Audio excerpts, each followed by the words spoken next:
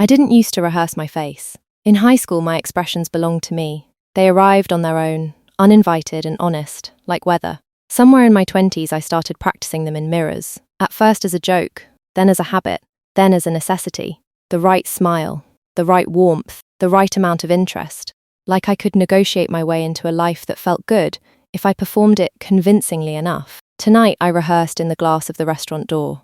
The place was the kind of nice that didn't require a special occasion, but hinted you should be better behaved anyway. Warm lighting, low music, tables close enough that you could hear strangers' laughter if you listened by accident. Polished wood, soft brass, menus printed on thick paper. A couple at the bar leaned into each other, foreheads almost touching, like the rest of the room had been erased out of politeness. I smoothed my dress over my hips and told myself not to tug. Tugging made you look like you were hiding something. Tugging made you look like you didn't belong in your own skin.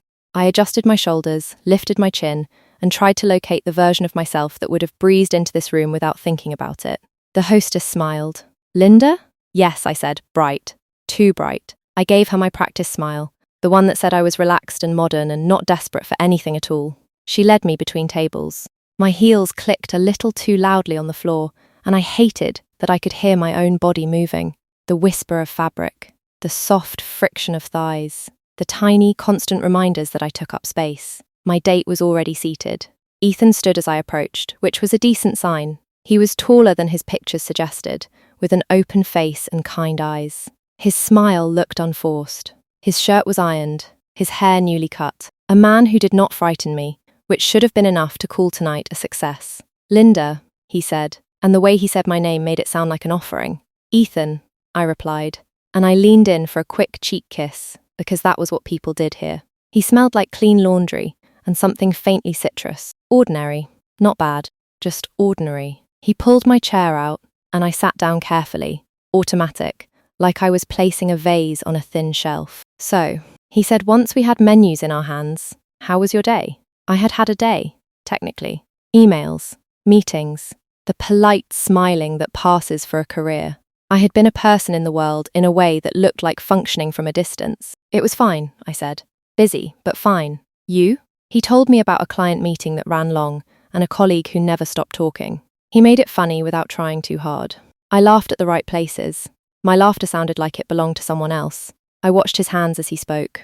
Nice hands, clean nails, no rings. He gestured in a way that made his thoughts feel roomy. I tried to imagine those hands reaching for mine across a table, and I could almost see it. Almost. Then my mind did what it always did, like it had a lever and someone kept pulling it. Hank's hands, when we were 17. Long fingers, always cold in the winter, always warmer than mine. The way he used his thumb to draw small circles on my knuckle when he held my hand in the bleachers, as if he was tracing a map he planned to keep. We had been sitting side by side under stadium lights, the air sharp with cold and popcorn and somebody's cheap cologne. I'd been pretending to watch the game, but really I was calculating how much time I had before curfew, how long it would take my dad to notice if I was late. Hank leaned in and whispered, "You're thinking about your dad, aren't you?" My heart had tripped. I turned to him, startled. He smiled, soft and sure. "You do this thing," he said. "You press your tongue against your teeth like you're trying to hold the thought in." I had felt seen in a way I didn't even know to want. Like a door had opened in a wall I'd been leaning against my whole life. Now, across from Ethan, I pressed my tongue against my teeth and stopped myself. The waiter appeared. Ethan ordered wine. I ordered water, then changed my mind and ordered wine too, because why not? The waiter nodded as if my indecision was charming. Ethan asked me about my work. I answered with the version of my job that sounded like it had direction. He told me about his, and he used a phrase that sounded like a mission statement. For a moment, I hated him for sounding settled. Then he laughed at something he'd said, and the hatred evaporated, leaving behind the familiar emptiness. It wasn't his fault.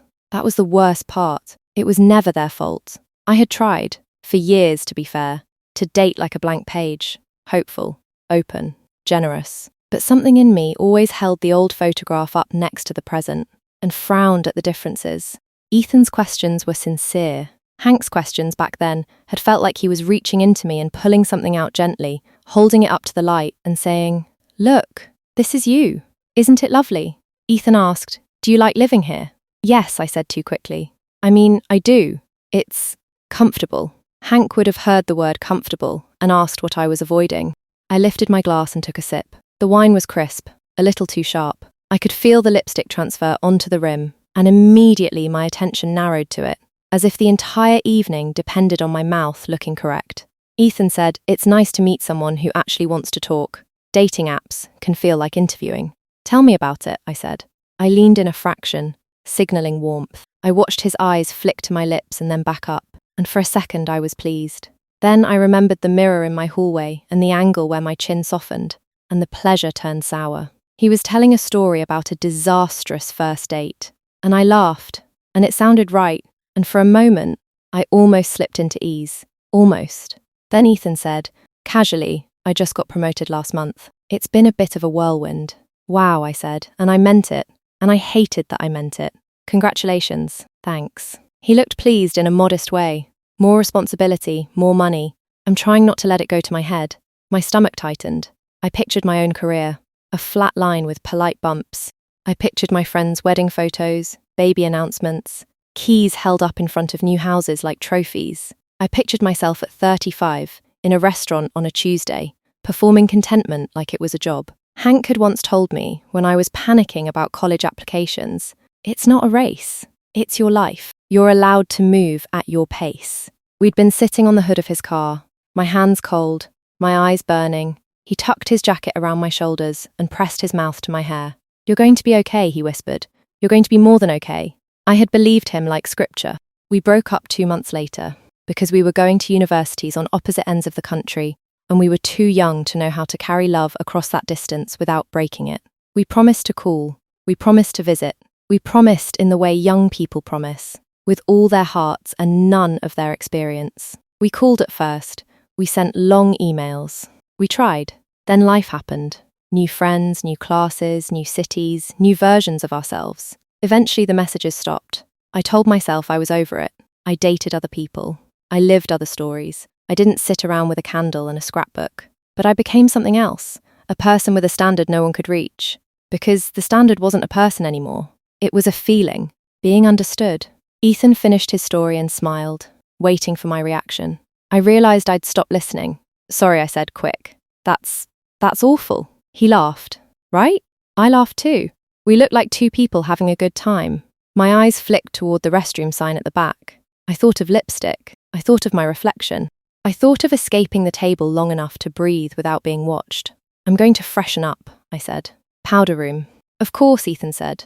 Take your time. As if time was something I had plenty of. The hallway to the bathrooms was narrower, dimmer. A framed black and white photograph of the city hung on one wall, all canals and bicycles and nostalgia. It made me feel like I was in a movie about people who knew what they were doing.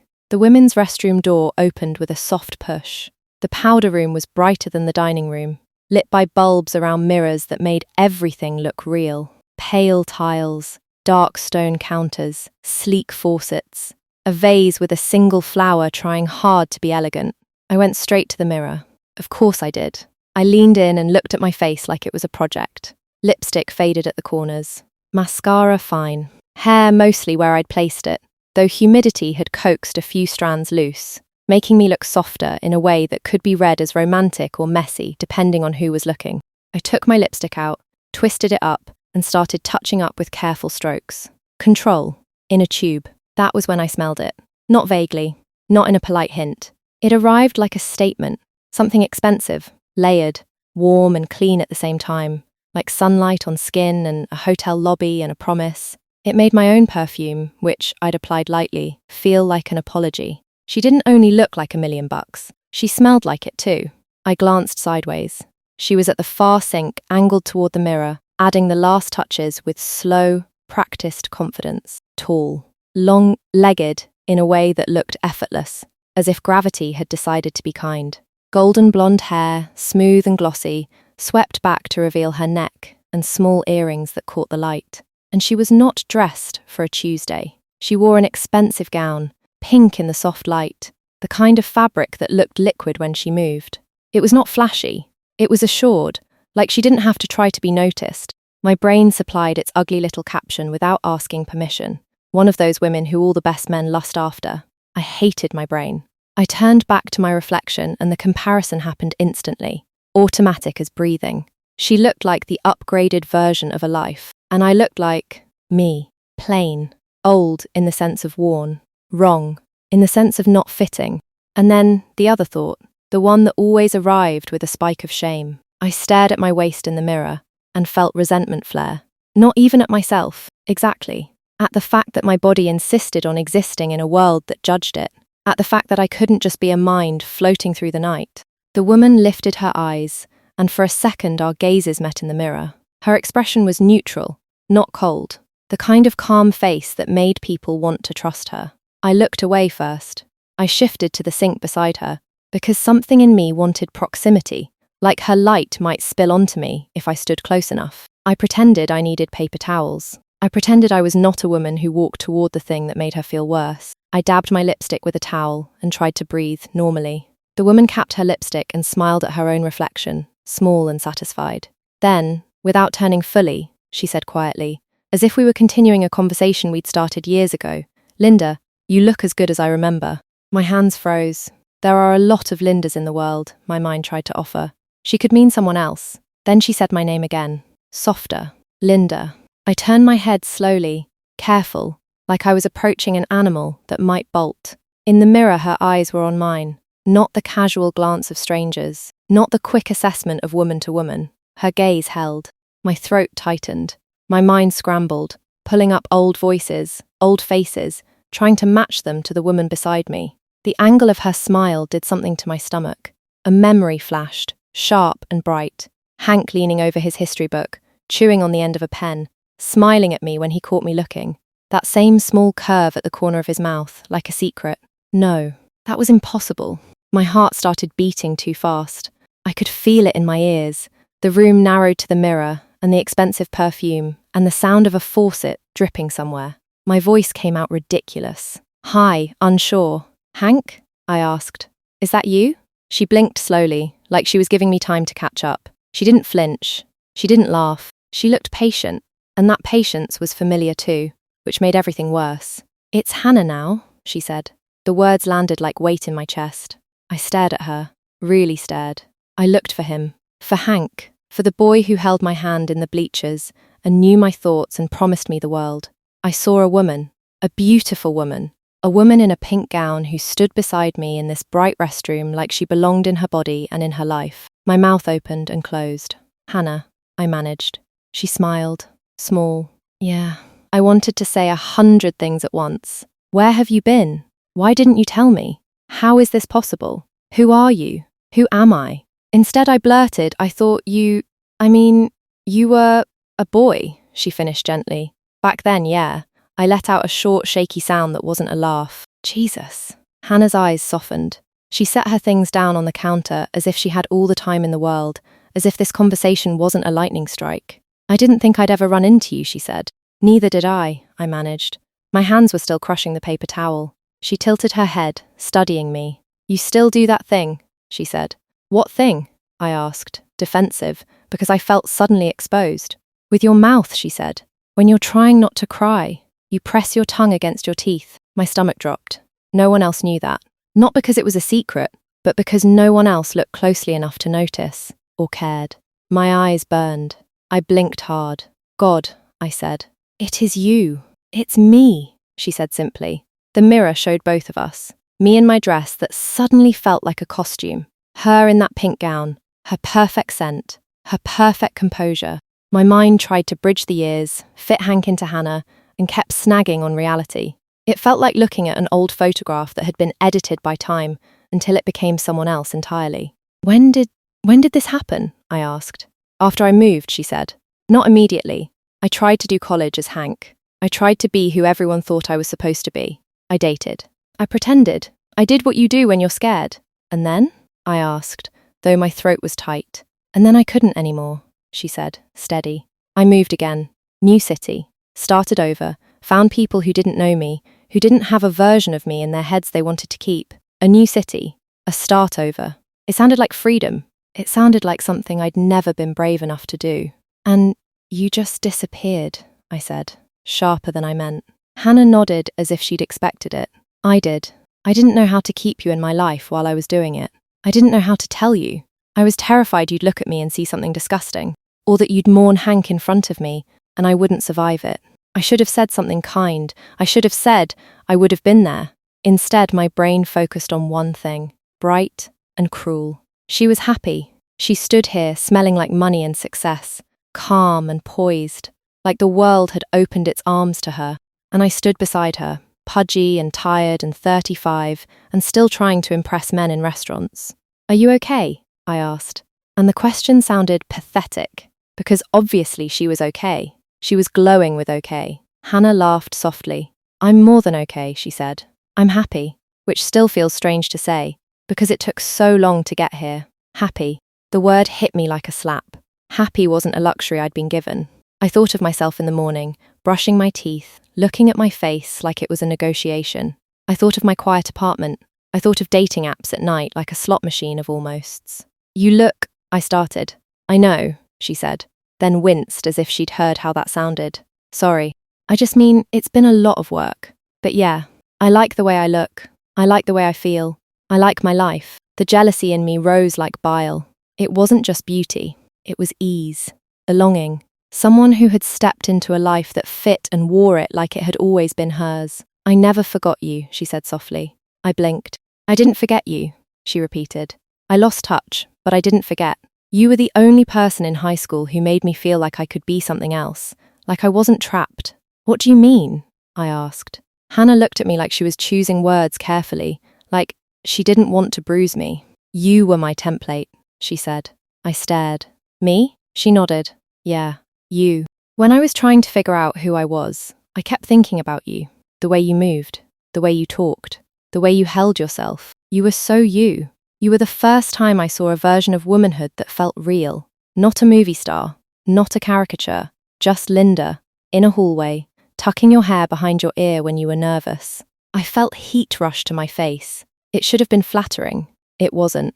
Because if I had been her template, then what did it mean that she'd become this? Hannah must have sensed the shift in me, because she tried to lighten it with a smile. "Honestly," she said, "I guess I turned out to be Linda 2.0. The joke was gentle, a throwaway line. It stung like acid, because she was right. That was exactly what she looked like. An updated improvement. Like someone had taken my face and my name and edited out the flaws, refined the edges, added confidence and happiness, and subtracted some pounds. My mouth went dry. Hannah's smile faltered.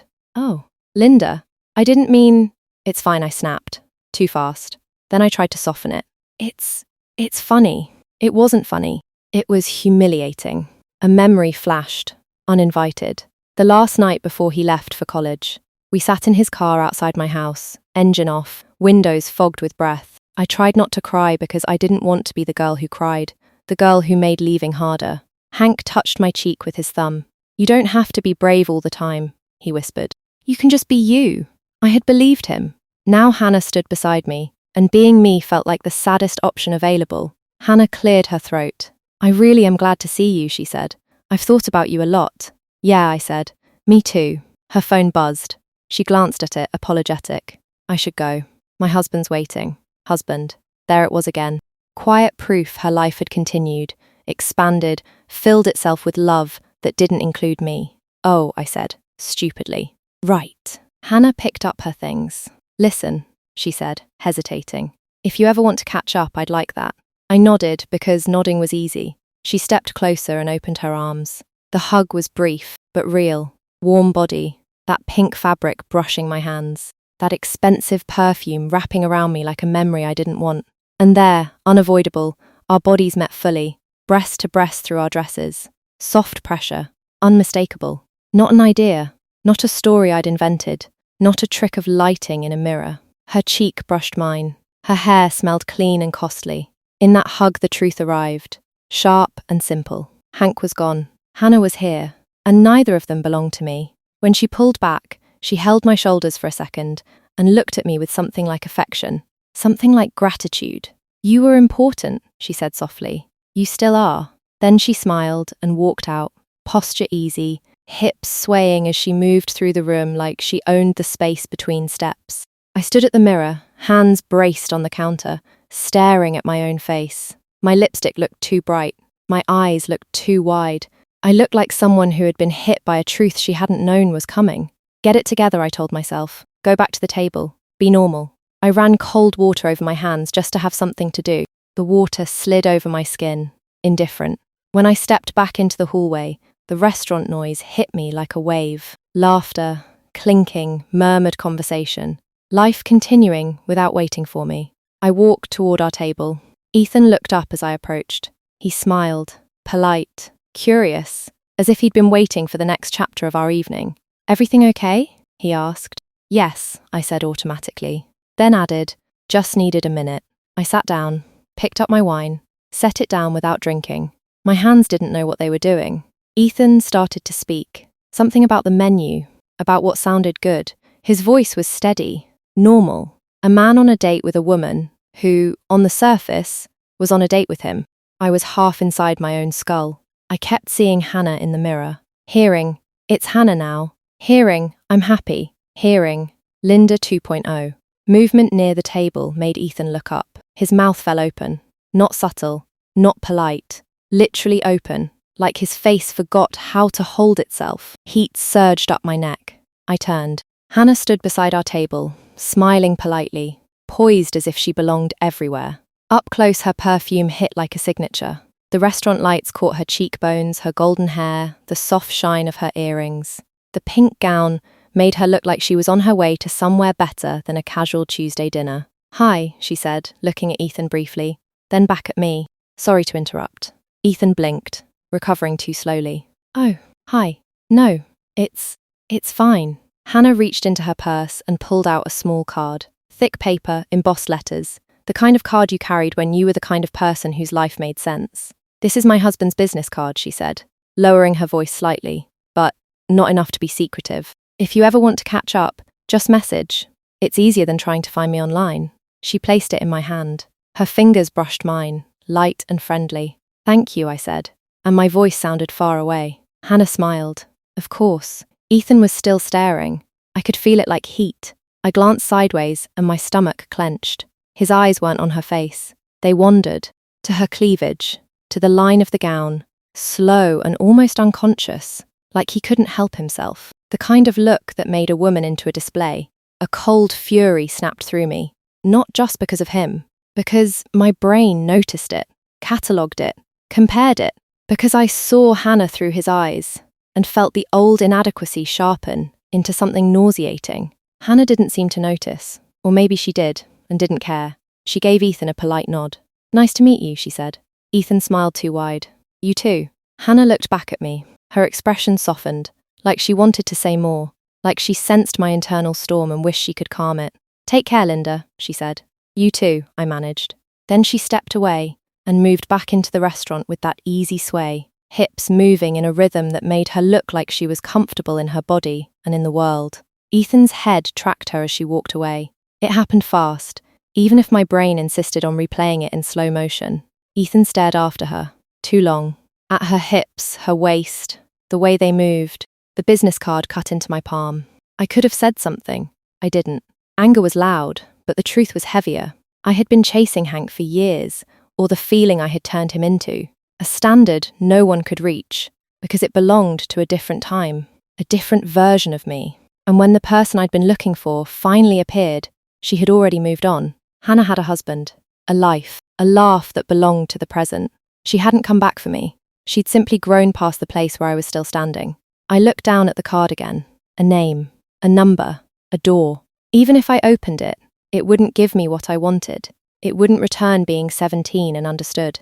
It wouldn't undo all the dates where I smiled and compared and quietly punished men for not being him. Ethan turned back to me like he was returning from a brief trip. He tried to smile, as if we could pretend nothing had happened. So, he said, too carefully, what were we talking about? I watched his mouth move. The sounds arrived, but the meaning didn't attach. My body was still in the restaurant, but my mind was in that restroom mirror, stuck on the words, it's Hannah now, and the way she'd said happy like it was a simple fact. Ethan kept talking. A story, I think. Something about work. Something meant to be charming. He laughed at his own line and waited for me to join him. I nodded in the right places.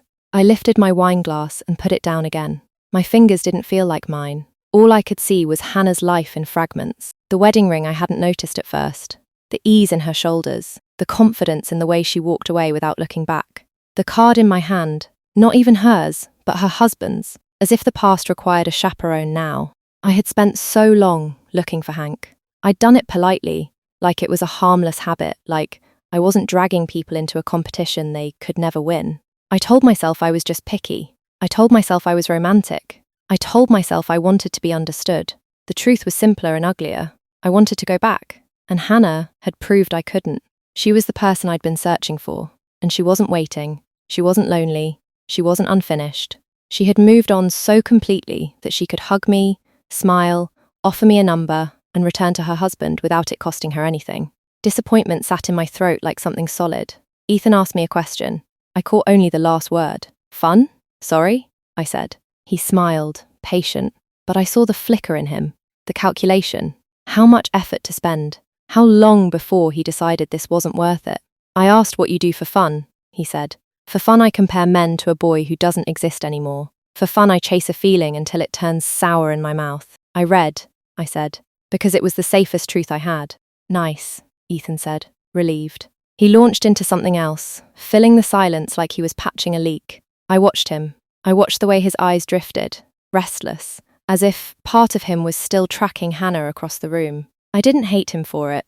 Not exactly. It only made everything more disappointing, more ordinary. I wasn't the only one chasing a dream. He just had a simpler one. The waiter came by and asked if we were ready to order. Ethan answered quickly, eager to keep the night moving. He looked at me, prompting. I swallowed. I'm going to step outside for a second, I heard myself say. Just some air. Ethan blinked. Oh, sure. Do you want me to? No, I said. Too fast. I softened it. No, it's fine. I'll be right back. I stood before I could talk myself out of it. I picked up my purse. My hand brushed the business card inside, and it felt like an accusation. Ethan watched me, confused, but still polite. Okay, he said. I'll just wait. I nodded, the gesture automatic, and walked away from the table. My legs carried me through the room as if they belonged to someone else, past other tables, other conversations, other couples leaning toward each other like they had somewhere to be together. The door was ahead, glass reflecting warm light. Then, behind me, I heard laughter. Hannah's laughter. Bright, easy, in the right place at the right moment. Not a memory, not a ghost. A living sound, shared with someone who was still sitting with her, someone who got to make her laugh on an ordinary night. The sound caught me in the spine. I didn't turn around. I pushed the door open and stepped into the cold. The night air hit my face, sharp and clean, and I breathed it in like punishment. The streetlights made everything look darker by comparison. My breath clouded and vanished. Inside, the restaurant kept glowing. Life kept moving. Hannah kept laughing. I stood there for a second, holding my purse strapped too tightly, as if I could anchor myself to something solid. Then I walked. I didn't look back, because I already knew what I would see.